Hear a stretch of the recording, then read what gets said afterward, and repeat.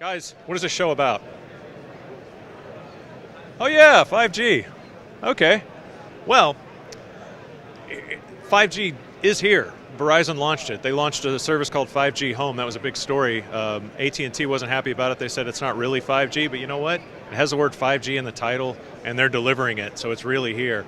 AT&T announced more more markets for their 5G service that's upcoming. Now, we get into the debate about something being standard 5G or unstandard 5G. It really doesn't matter. It's broadband, it's an evolutionary process, and it's making its way to the market. Gabe Brown, what did you find interesting about the show today? What were you up to all day? Well, the highlight for me, 7 a.m. was our 5G deployment breakfast. That was really good. Keynote from Sprint, a VP there. Great panel from Verizon as well, one of their execs, so that went off really well. Yeah. Kind of the anticipation is killing me at this point, you know. We want to see this stuff. The other thing I thought was interesting, you heard of this thing, Ongo Wireless, Ongo technology? No, I haven't. They put on a really good event actually. It's this new kind of private network based on shared spectrum, and it had a real kind of coming out moment, I think, for that brand, and so that went off really well as well. At the 5G breakfast, what did you actually have for breakfast? I didn't have any breakfast. I had some coffee, black, and that was it. What a trooper. Mitch, what was the highlight for the show for you? I thought that Marcelo Claure's keynote this morning from Sprint, the Sprint chairman, was very good. He gave the speech despite having no hands or arms because he's chewing his fingernails down to the elbow because the FCC is just delaying and delaying on approving the T-Mobile merger.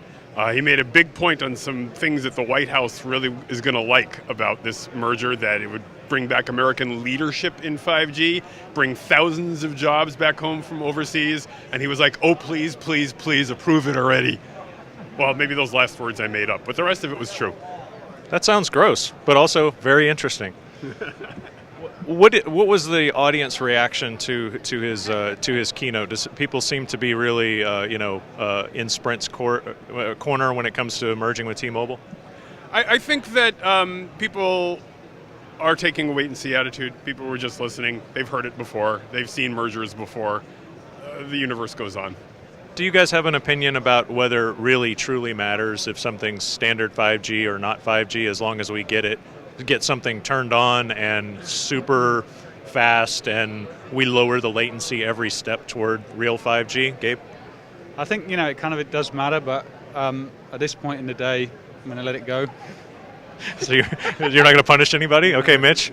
It's got to be standardized. If it's not standardized and everything's locked in together, nothing works with anything else, and you really don't get a lot of the benefits that you're expecting to see from 5G.